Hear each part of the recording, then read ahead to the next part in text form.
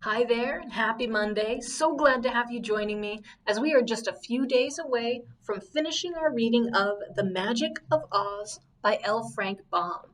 If you remember Friday's reading, the glass cat found the wizard's black bag of magic, and he transformed the giants back into monkeys and got 12 monkeys to come with him back to the Emerald City. And he, Dorothy, the hungry tiger, and the cowardly lion, led by the glass cat, go to find Trot and Cap'n Bill, who have taken root on the island of the magical flower. Today's a bit of a shorter reading, so let's go ahead and read our two chapters and see what's going to happen today. This is Chapter 17, A Remarkable Journey. You see, explained the glass cat, that magic isle where Trot and Cap'n Bill are stuck is also in this Gillikin country, over at the east of it, and it's no farther to go across lots from here than it is from here to the Emerald City. So we'll save time by cutting across the mountains. Are you sure you know the way? Asked Dorothy. I know all the land of Oz, better than any living creature knows it, asserted the glass cat. Go ahead then, and guide us, said the wizard. We've left our poor friends helpless too long already, and the sooner we rescue them, the happier they'll be. Are you sure you can get 'em out of their fix? The little girl inquired. I've no doubt of it, the wizard assured her, but I can't tell what sort of magic I must use until I get to the place and discover just how they are enchanted. I've heard of that magic isle where the wonderful flower grows, remarked the cowardly lion. Long ago, when I used to live in the forests, the beast told stories about the isle and how the magic flower was placed there to entrap strangers, men or beasts. Is the flower really that wonderful? Questioned Dorothy. I have heard it is the most beautiful plant in the world, answered the lion.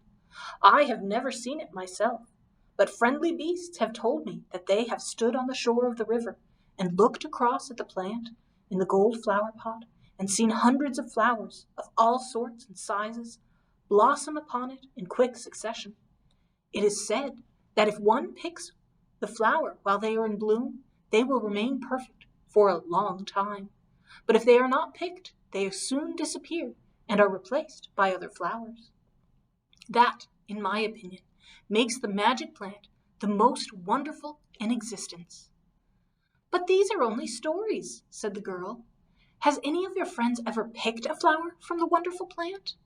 No, admitted the cowardly lion, for if any living thing ventures upon the magic isle where the golden flower pot stands, that man or beast takes root in the soil and cannot get away again.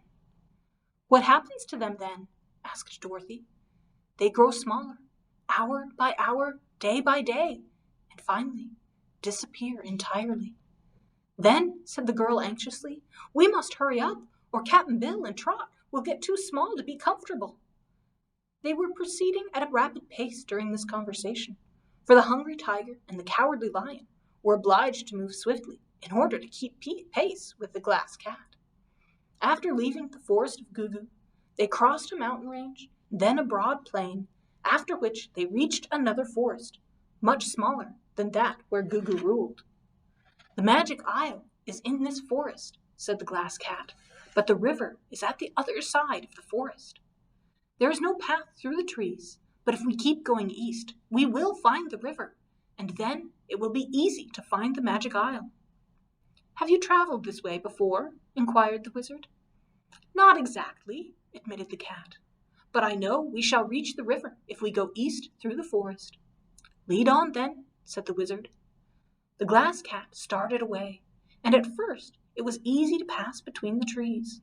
But before long the underbrush and vines became thick and tangled, and after pushing their way through these obstacles for a time, our travelers came to a place where even the glass cat could not push through. We'd better go back and find a path, suggested the hungry tiger. I'm surprised at you, said Dorothy, eyeing the glass cat severely. I'm surprised myself, replied the cat, but it's a long way around the forest to where the river enters it, and I thought we could save time by going straight through. No one can blame you, said the wizard, and I think Instead of turning back, I can make a path that will allow us to proceed." He opened his black bag, and after searching among his magic tools, drew out a small axe made of some metal so highly polished that it glittered brightly even in the dark forest. The wizard laid the little axe on the ground and said in a commanding voice, "Chop, little axe, chop clean and true, a path for our feet you must quickly hew.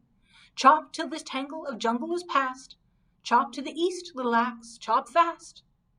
Then the little axe began to move, and it flashed its bright blade right and left, clearing a way through the vine and brush and scattering the tangled barrier so quickly that the lion and the tiger, carrying Dorothy and the wizard and the cage of monkeys on their backs, were able to stride through the forest at a fast walk.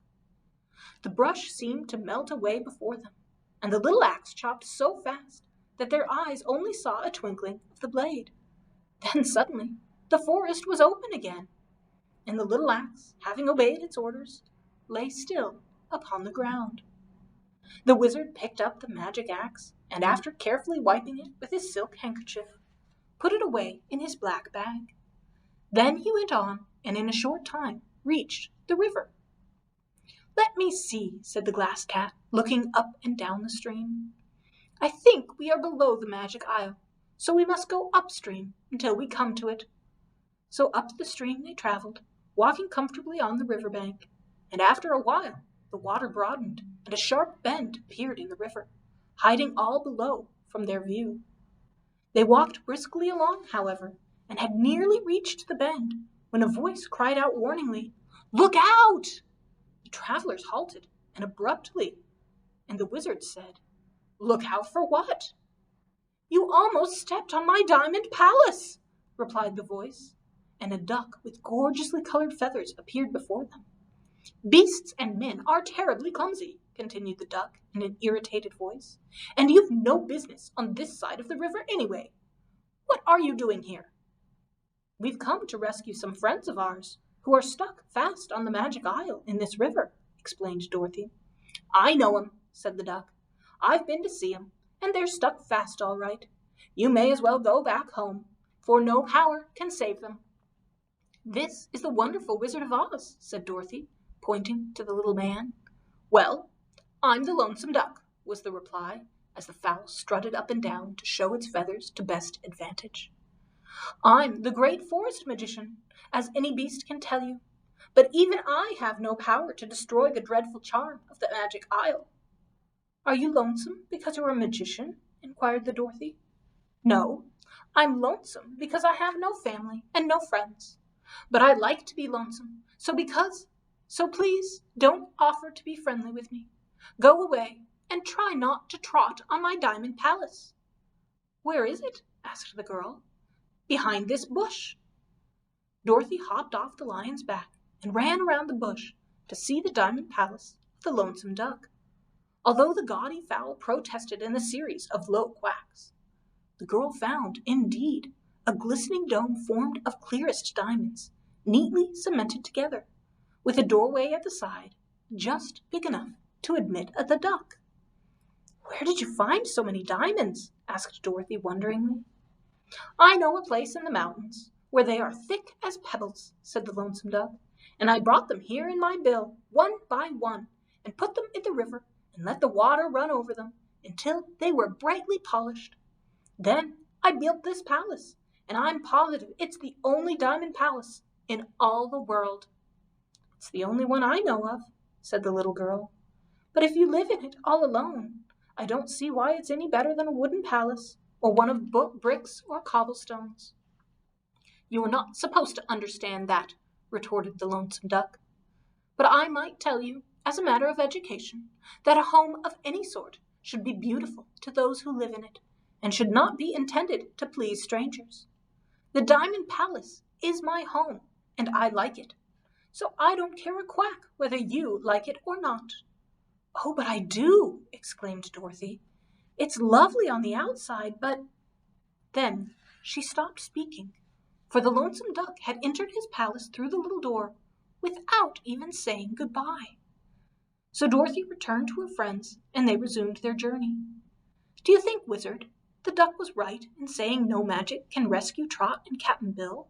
Asked the girl in a worried tone of voice.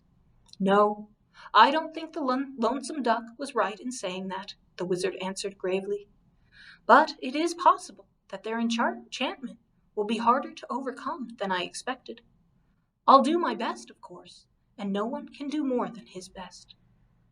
That didn't entirely relieve Dorothy's anxiety, but she said nothing more, and soon, on turning the bend in the river, they came in sight of the Magic Isle. There they are! Exclaimed Dorothy eagerly. Yes, I see them, replied the wizard, nodding. They are sitting on 2 big toadstools. That's queer, remarked the Glass Cat. There were no toadstools there when I left them. What a lovely flower, cried Dorothy in rapture, as her gaze fell upon the magic plant. Never mind the flower just now, advised the wizard. The most important thing is to rescue our friends. By this time, they had arrived at a place just opposite the Magic Isle, and now both Trot and Cap'n Bill saw the arrival of their friends and called to them for help. How are you? Shouted the wizard, putting his hands to his mouth so they could hear him better across the water. We're in hard luck, shouted Cap'n Bill in reply. We're anchored here, and we can't move till you find a way to cut the hawser. What does he mean by that? Asked Dorothy. We can't move our feet a bit, called Trot, speaking as loud as she could. Why not? Inquired Dorothy. They've got roots on 'em, explained Trot. It was hard to talk from so great a distance, so the wizard said to the Glass Cat, Go to the island and tell our friends to be patient, for we have come to save them. It may take a little time to release them, for the magic of the isle is new to me, and I shall have to experiment. But tell them I'll hurry, and as fast as I can. So the Glass Cat walked across the river under the water to tell Trot and Cap'n Bill not to worry, and the wizard at once opened his black bag and began to make his preparations. Chapter 18. The Magic of the Wizard. He first set up a small silver tripod and placed a gold basin at the top of it. Into this basin he put 2 powders, 1 pink one and a sky blue one, and poured over them the yellow liquid from a crystal vial. Then he mumbled some magic words, and the powders began to sizzle and burn and send out a cloud of violet smoke that floated across the river and completely enveloped both Trot and Cap'n Bill, as well as the toadstools on which they sat, and even the magic plant in the golden flower pot. Then, after the smoke had disappeared into the air, the wizard called out to the prisoners, Are you free? Both Trot and Cap'n Bill tried to move their feet and failed. No, they shouted in answer. The wizard rubbed his bald head thoughtfully and then took some other magic tools from the bag. First, he placed the little black ball in a silver pistol and shot it toward the Magic Isle. The ball exploded just over the head of Trot and scattered 1,000 sparks over the girl. Oh, said the wizard, I guess that will set her free. But Trot's feet were still rooted in the ground of the Magic Isle, and the disappointed wizard had to try something else.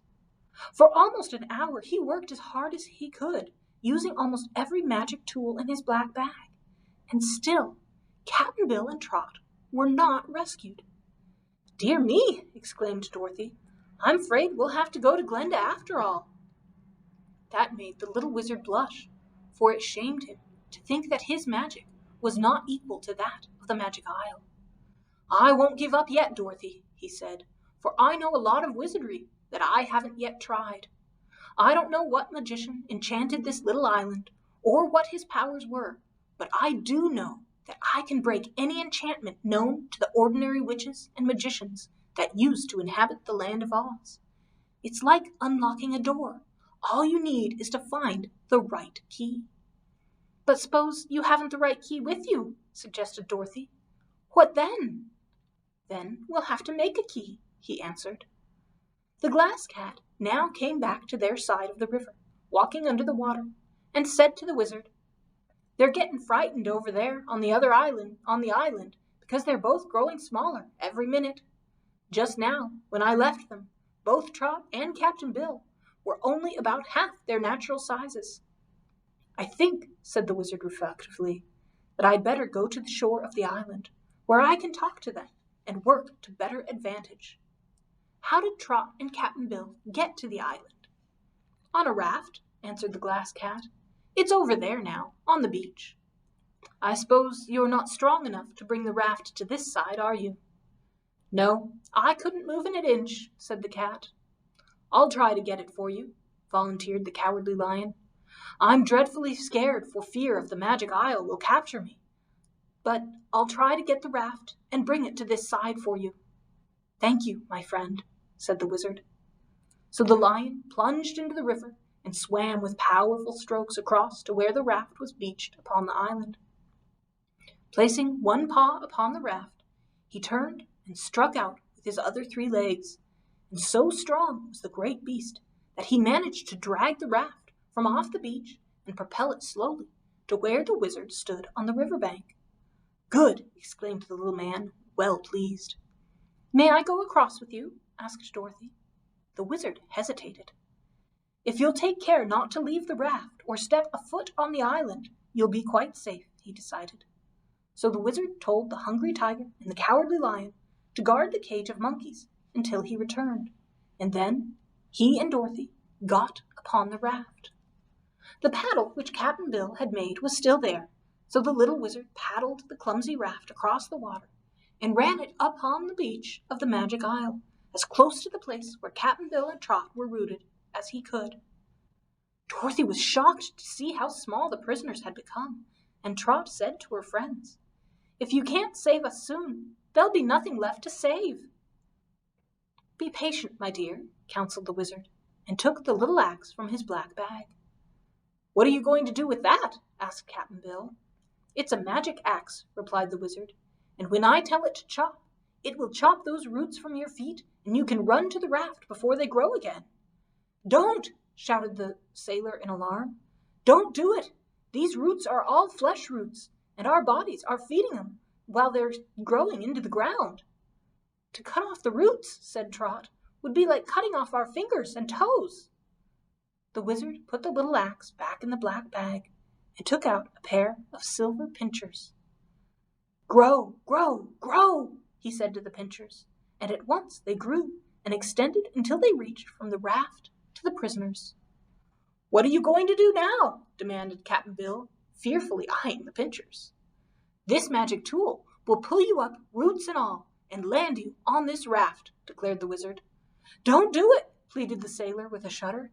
"It would hurt us awfully." "It would be just like pulling teeth to pull us up by the roots," explained Trot.